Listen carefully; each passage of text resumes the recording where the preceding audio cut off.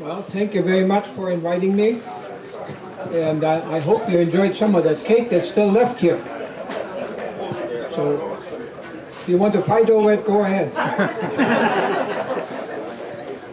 Well, I came to the United States in 1951 after spending 1 year in the prison camp at Frankfurt, Maine. We rebuilt the Rhine-Main airport. And before that, I fought on the Western Front because I got out of Russia in 1944 because of my wounds. And that more or less, I guess, saved my neck. But before that time, I was a forward observer for the 14th Artillery Regiment for 3 years. And we went from 1941, 90 degrees in the summer, to 40 minus in December, north of Moscow. So we had the same uniforms all the time, no winter uniforms, and well, I survived. So in the meantime, on the sheet that I handed out here, there are most of the battles that I was involved in, and I wonder if it is better that I tell you to ask questions, or if I want to say something, okay, there's too much, let's say it this way. It happened in 36 months, there too many things happen. So if somebody has some special questions, go ahead and ask me. Anybody got any questions? No questions? That's rare. That's rare. You were infantry, right? Infantry soldier?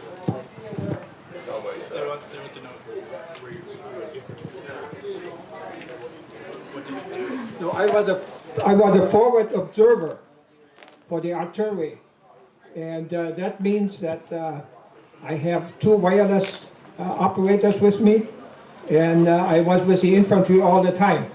So that's one of the reasons I wear my infantry close combat medal, 15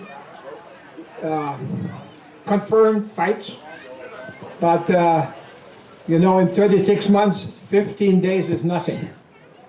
So I had orders from my commanding officer that told me, you are a support group, you are not a combat group. However, when you are with the infantry and the Russians had broken into your positions, are you going to sit there and look at them? You're going to fight with the infantry. And that's what happened. It was very little recognition of that. They always thought, well, you use your heavy 105 millimeter howitzers and keep the enemy away. However, there were times when I got orders, I cannot use more than 2 or 3 shells because we had no ammunition. It didn't reach the batteries because of either the weather or delays in bringing them to the front. So it wasn't always fun, and we were more infantry in those situations than we were artillery forward observers. The one sign that I have on my right arm here is from 1942 in the fall. The Russians had attacked us with old-time tanks, in this case T-26s. And one of my friends here has a flare pistol, and I had a flare pistol at that time. And when the tank came by us, near our foxholes, I saw that there was an opening in the turret. I don't know what it was for, ventilation or to drop out hand grenades in order to keep infantry away from the tanks. Anyway, I put my flare gun in there and blew up the tank. So it's just one of those things that happened. And you either react to it or you don't.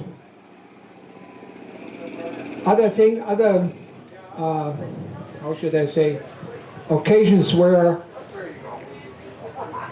when we were in trench situations, and often the Russians broke in overnight.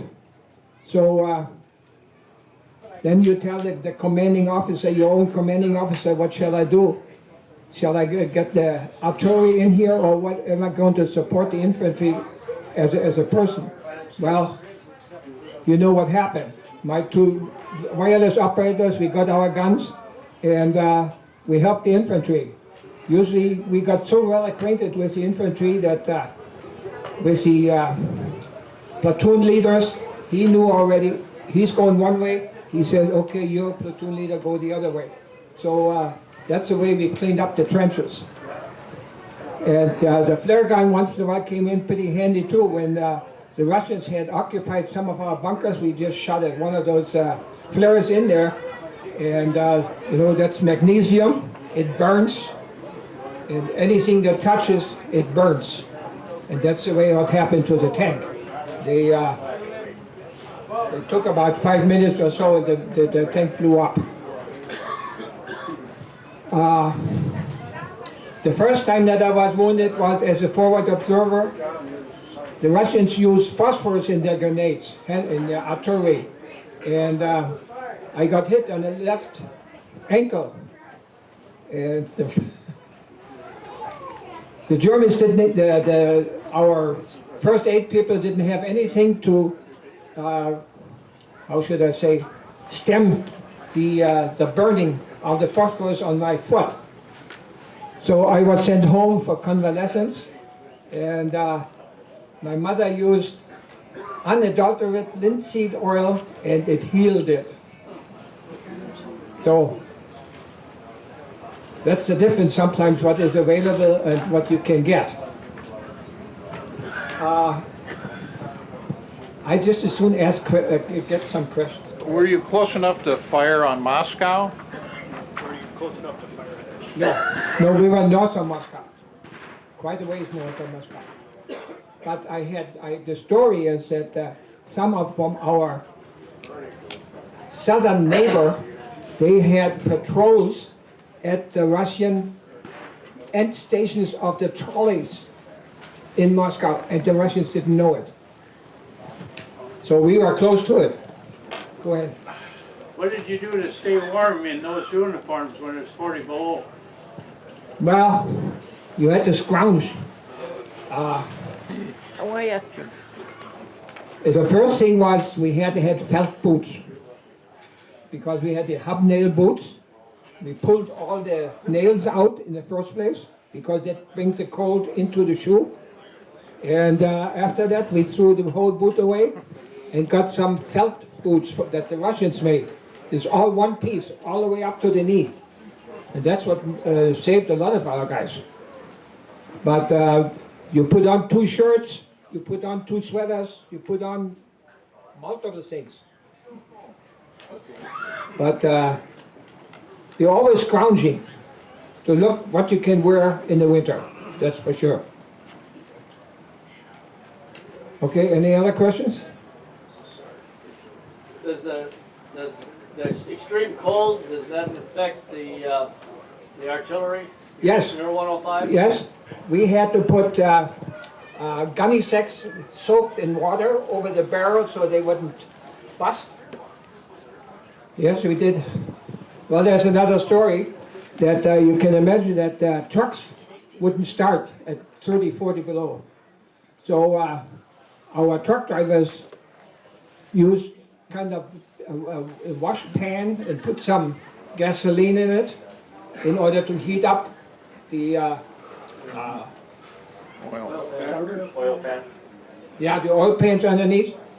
And some of those guys weren't careful. They pulled stuff back into their faces. No. There were some guys, I took one guy and had to take him to the hospital because he was cinched all over. So dangerous. Yes, sir. Hey, when it was all said and done after the war, when it was all said and done after the war, and after you find out about the concentration camps, were you disillusioned?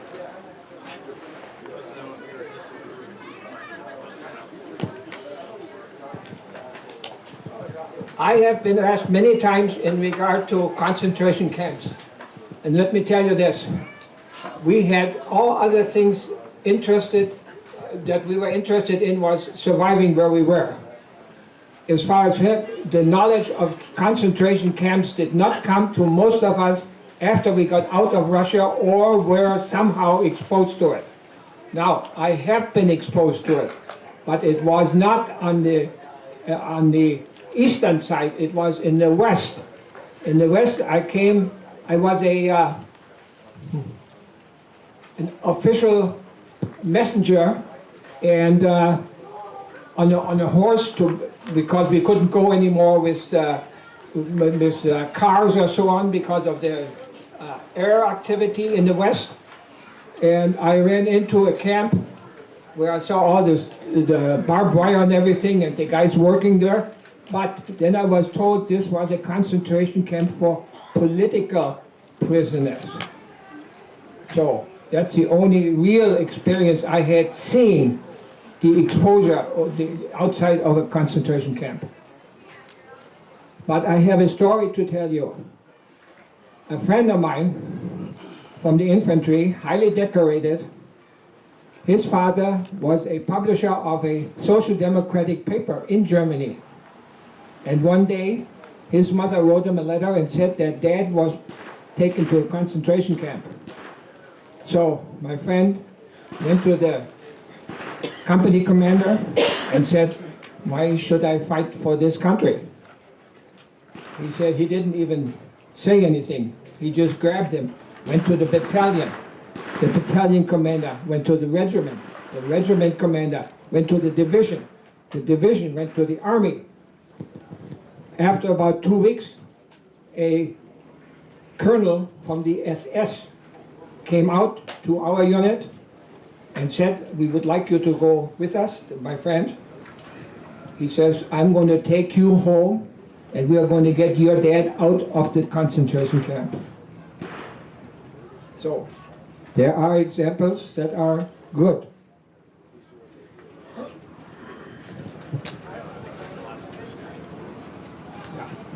Okay, so there are other guys they want to talk to.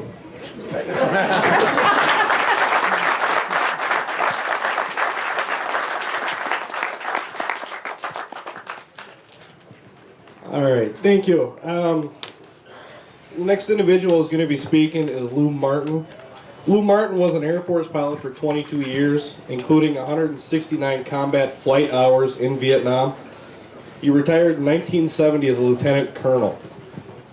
He was a captain for Japan Airlines, a charter pilot in Iran, and an inspector pilot with the FAA as a warbird pilot in service with the U.S. Consulate Office in Germany. His overseas experience included 10 years in Germany, 7 in Japan, and 3 in Iran, and 2 trips to Moscow to assist a startup Russian airline. Lou is the author of 3 books, holds a BS degree with the University of Maryland, transport pilot certificates with the U.S., Japan, Iran, and 19,000 flight hours. Wow.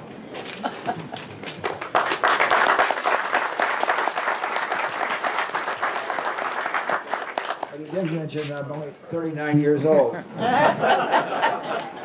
You don't believe that. Next month I'll be 86. And I tell you, getting old is not for sissies. A couple of days ago, my next door neighbor and I were out talking, and he said, Lou, I'd like to ask you, how old are you?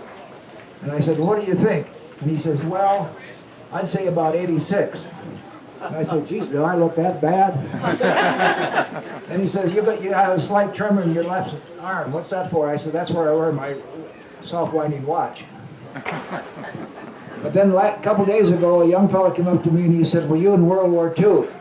And I said, no, World War I. He said, oh, okay, thank you for your service. I'm going to briefly talk about the 3 books. My first book is my first 20 years in the small town of Ladysmith. I was born in 1928, so I'm not 39 years old. I'm going to be 86. And I actually did serve in World War II. I don't see many people that age, there's few around here, that no matter what your age was from, say, 5th grade on, you were involved in World War II. We bought saving stamps. And in 1942, this is a period that chokes me up a little bit today. In 1942, I was a Western Union telegraph boy. And I delivered telegrams. Most of them were happy grams. But I delivered a few telegrams notifying families that their sons were killed in action. I was a 14-year-old kid on a bicycle. I still remember pedaling that, knowing most of the people in a small town. I was the bearer of that message. I'd knock on the door, hand the telegram to usually a lady, and I'd hear the lamenting behind the door. I'd walk away with tears in my eyes as a 14-year-old kid. In 1943, when I was 15, I said I was 16, I worked at a hardware store because the older guys were gone. In 1944, when I was 16, I worked on the Northern Sioux Line Railroad in northern Minnesota. I can't compete with that.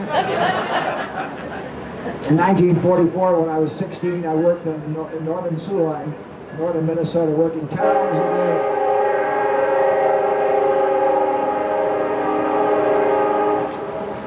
He's not paying attention to what I'm saying. I worked 10 hours.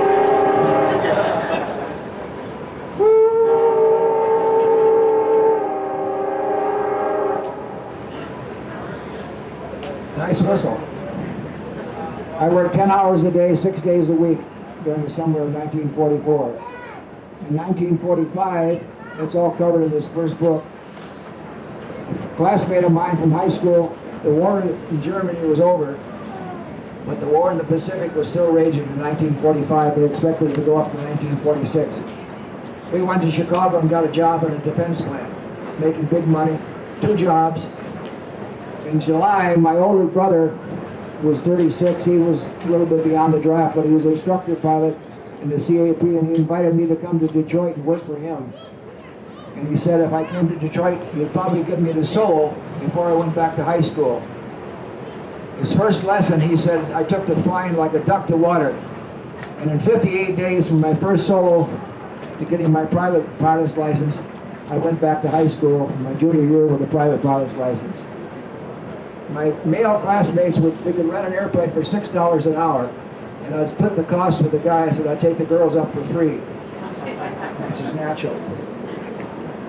Also in the book, I talk about how after graduating high school, I received an appointment as an aviation cadet and went into the Air Force, and 1 year later, graduated as a second lieutenant and a pilot.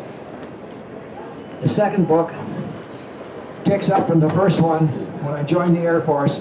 It includes time as an aviation cadet, flying in Germany, flying in Vietnam, flying as a charter pilot for Japan Airlines, and also in Iran, and as a warbird pilot. This book, for people that are interested in aviation, is a must-read. I put all my books in font 12, with a lot of photos, and so it's easy to read. I used to have a sign in my office that said, it's rare to find a pilot who can read, but it's rare to find a pilot who can read, but it's much more rare to find one that will. The last book, after my tour in Japan ended in 1975, I took a job in Iran as a charter pilot under the Shah. I had to get a secret clearance from the Sabak. I flew 4 different types of aircraft. Every day was a different flight, the Caspian, the Persian Gulf. I flew the Shah's twin sister. We'll save notes for you. I flew the Shah's twin sister, his younger brother, and high-ranking military and civilian officials. Many of them were executed when Khomeini came in. This book is I talk about the Shiites, the Sunnis, the Yom Kippur War, life in Iran, which people should realize what's going on right there now. People ask me, you think Iran is going to develop an atomic bomb? And I say, absolutely. But they're not going to tell you that. In Iran, if I tell my colleague here a bold-faced lie, and he finds out later that I lied to him, he's not angry with me because he bought the story. That's Iran. If 2 years from now we see an atomic explosion out in the desert in Iran, and we turned to the Iranians and say, you said you were developing atomic bombs for peace, people's purpose. They're going to say, we didn't lie to you. For us to have a bomb, it's for peace, because Afghanistan is at war. Pakistan has an atomic bomb. India has an atomic bomb. Israel has an atomic bomb. France and England and the United States. So it's for peace that we developed an atomic bomb. That's their logic. This is really a must-read for people that are interested in the bomb. Now, I'll entertain just a few questions if there are any. No questions? Good.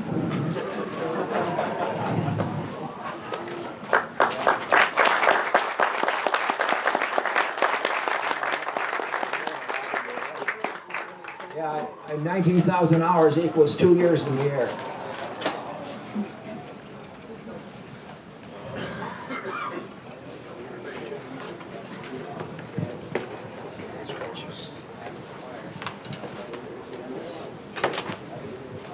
Made it. All right. Hold on. Our next speaker is going to be Ken Krueger. Excuse me. He was part of the 92nd Signal Battalion of Patton's 3rd Army. And I'm going to let him tell you more because he's more interesting.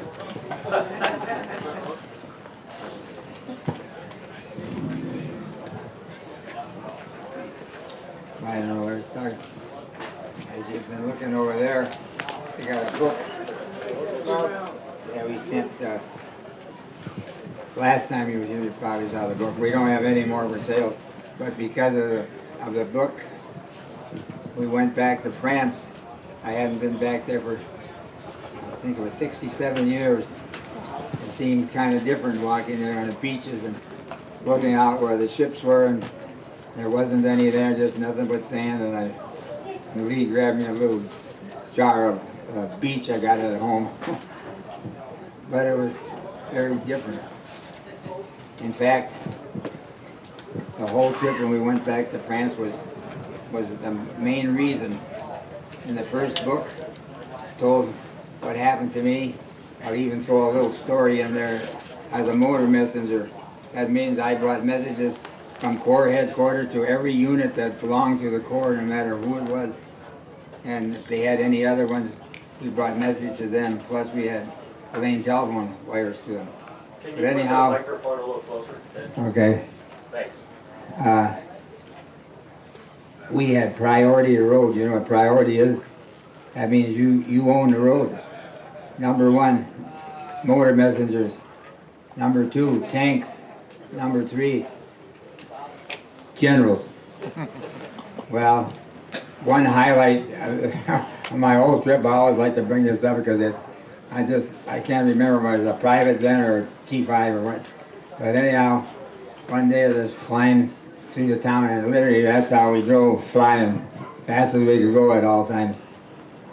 And as I pulled up into this little French town, there was a bunch of tanks I had passed up, and there was a group of tanks going down between the buildings, as the roads aren't very big there, going down to a pontoon bridge.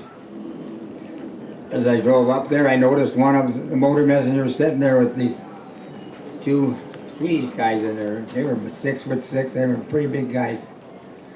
And what's wrong? He said, one guy told me, Ken, that major won't let us go. I said, we got priority roads. He won't let us go. So he came over to me, because I said, here, I pulled out the messages. They're all sealed up, going to this infantry division, this outfit, whatever, it could be tanks or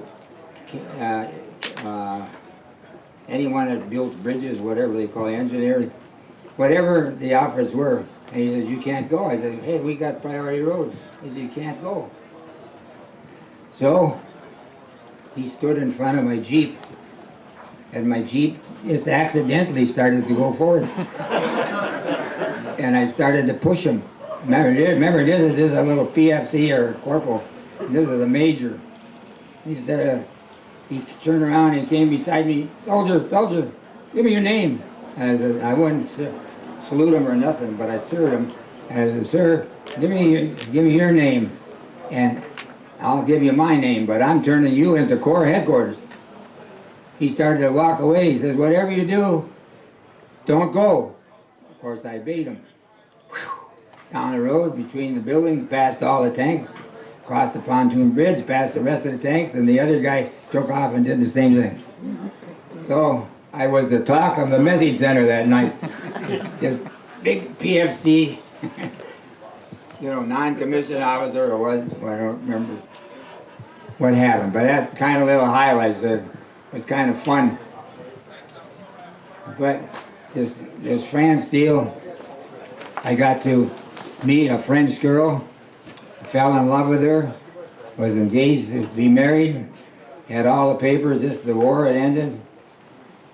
And they set a date, and I told them don't set no date because I got to get permit to come on that day. I can't go in the commanding officer, hey, I signed this, I need to take these days off. No way. And so they didn't listen to me. The time went when I was supposed to be back there, and I never got back. A few weeks later, I got a pass. 7-day furlough, I think it was. So I went back there, and as I come up to her big door, because she had a big door with a little one in between. They lived in a kind of like a fort chateau. I don't know. It was a pretty big place, and they're fastened on. And the minute she opened the little door, she says, "You can't get married." I said, "Why not?" "My dad won't let me." So I had a few good words with her dad. But dinner went out, and I said to her, I says, "Let's you and I go. We got all the French papers, all the American papers. Let's go find a chaplain in some town around here and get married, or let's go to your Lutheran minister and get married."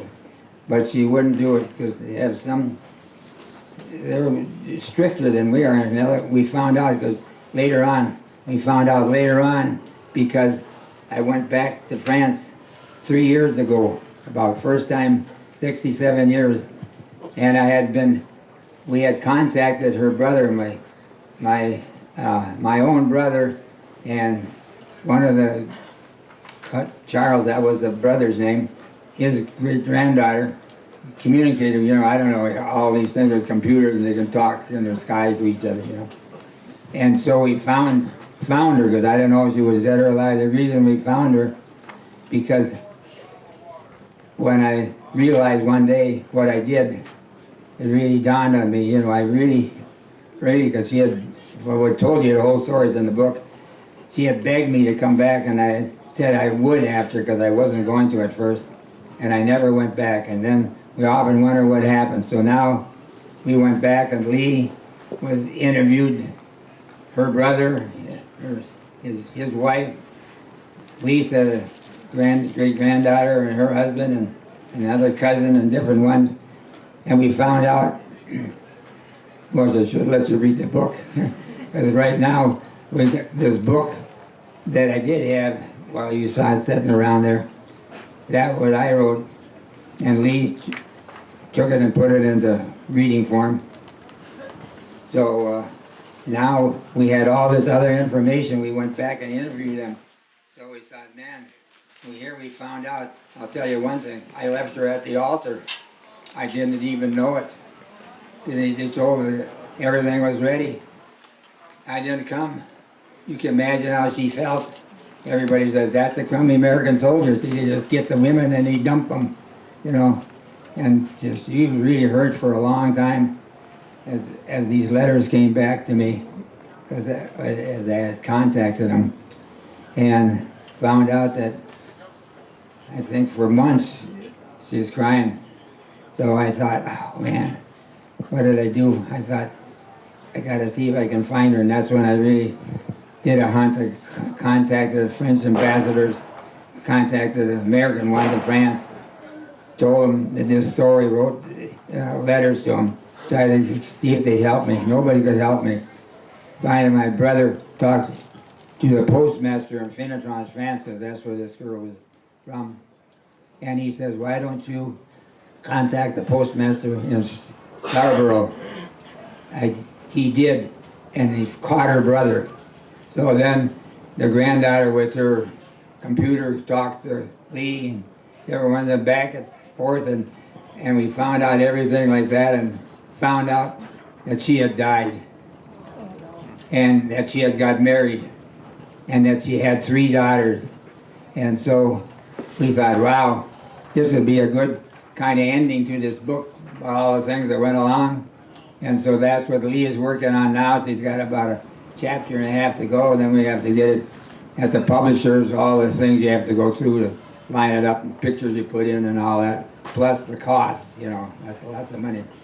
So that's what's happening now, and if anybody would be interested, we got a list there.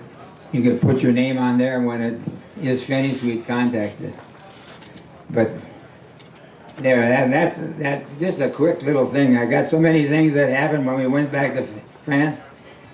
I never have been treated so much by the military in all my life. It was a D-Day that we went back on, and so there was all kinds of French soldiers. Of course, they're dressed like us, same color as uniform. And our troops, man, I had so many people saluting me. Sergeants, people, officers, wherever I went, I wore this green jacket and this little hat, World War II vet. And they just treated me. People would flock around me and want to know where I was, and especially when I told them Normandy too, right there at the graveyard where there was a lot of people. Because man, crosses galore, and as you just look at it, you just think, wow, I was right there, and these guys was dying while I was there. So I had all these experiences. People wanted my picture, wanted my signature, talked to me, wanted to know where I was around this area, because I was, where we were was right St. Cloud or something like that, right where the paratroopers came right down, and the Germans was shooting them as they were hanging on buildings and around there. That's where the place where they're going to have a paratroop out. And the biggest thing that was going to happen, and the GIs were looking out for me wherever I went, because I was in a wheelchair a lot of times. They'd pick it up and move it around for me, and they found a place where they built like this, but no side walls, no small. 700 paratroopers were going to jump for Normandy landing, and they wanted me to see it. Come on, you're one of us, they said. And they put me right in the front row, and there I looked out, and there's great big acres and acres where these planes were supposed to come. I forget how many planes, it was 3 or 7 was going to come, but the weather got so bad, they finally had called it off. I don't blame them, boy, the haze come right down, but I thought, oh, what a deal, but just that they were taking care of me. Everywhere I went, they wanted to buy me drinks, some of them did, you know, they were, oh, it was just kind of neat just to be treated like that, because who I was just a plain old Minnesota boy, nothing fancy. But that's the kind of things that happened. So, and I was honored so much. My picture got in a French paper all over. I could tell you the stories how I got there, but it was in the first book. I think might be some hint in the back. I got underneath the Eiffel Tower. I was treated good there. And Arc de Triomphe, I was treated good there. In fact, at the Eiffel Tower, there was a crowd of people about 2 blocks long, about 5 or 6 wide, waiting to go up in it. One of the guys spotted me there in a wheelchair that was running the crowd. Who's with you? And I told him Lee and her husband and the guy who was taking our pictures. Come on, follow me. Brought us all the way down to, walked a few blocks to the bottom of the Eiffel Tower, took his keys out, opened the door, walked in, brought us where the elevator is. There we are. I didn't have to wait in that line. They let me be with my friends, first ones up. But this is the kind of thing. At the Arc de Triomphe, I got a chance to meet a 5-star general. In fact, he was going to come out because there was an unknown soldier, and they had the Memorial Day going on for them. And so, there had been a great big tunnel across the road underneath, and we had, went down them steps and across there and up into where the things was going on. Right away, one guy spotted me, come on with me, pushed the crowd aside, put me right on the front row. Here was a great big cross with eternal flame burning, and band was playing and played some songs and stuff. Up at the head of the cross was a bunch of French soldiers. I imagine they were, but they were all in dark suits. And pretty soon, right across from me, a gentleman came up out of the stairs and he walked down by the band, walked through the band, and he came over here, and I thought, man, he's gonna walk right by me. 5-star. And so as he come along, though, I stood up, my wheeler, I stood up. As he came, I saluted him. And I shook his hands, he stopped. I stopped the whole ceremony going on, because he's supposed to walk up and meet all these other guys. Here he is, talking to me, newspaper reporter. Our camera guy, getting me on tape, everything is happening. And he says, you're American. He could speak English good. I says, yeah, why did you salute me? I says, I wanted to salute you. And so he talked a while, and then his whole entourage, besides, after he went, there was about 8, 10, 12, it was quite a few. Everyone stopped and shook my hand. Everyone in this whole thing, and then they went on and went to all them soldiers or servicemen back there. That's the thing that happened. But then another thing happened. As we put it in the first book, probably, I don't know, the second, another thing happened. I said, oh no, we're getting ready to go, people dispersing, going all over the place. I said, we got to go down these steps, I forget how many, 40, 50, I don't know, a long way down, and then walk underneath this road. This road is one of the fastest ones there in Paris. They just come lickety-split, must be about 6 or 7 lanes wide, and they circle around the Arc de Triomphe.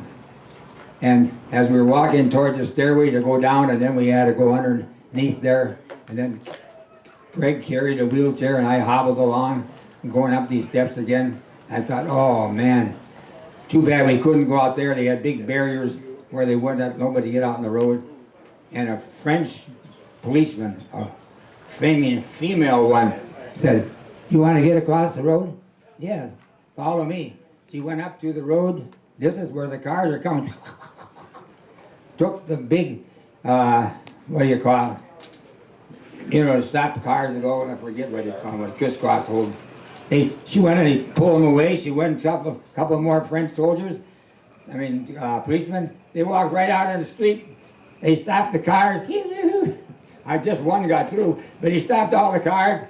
And because it's from here, boy, it has to be over a block across that you have to go. That's a big road. And as they went across and they were wheeling me, I was saluting them. I was throwing kisses to these people. All their cars were stopped as they wheeled this old private. And they made so much of them.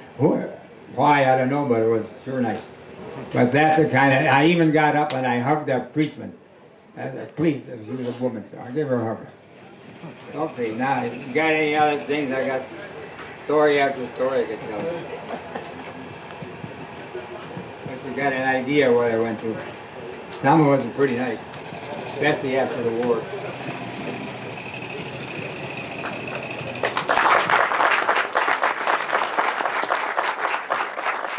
While the people are still awake, Ken reminded me, I just wanted to make a mention about my books. They're available at my table over there. I invite you to come by and take a look at, even if you don't have to buy it. They're $15. This one is $18. But this book talks about growing up during the Great Depression. So it's really interesting for any young people, I consider young under 80, about what it's like growing up during the Great Depression. And come by my table and just take a look. I'm glad to talk to you. Thank you.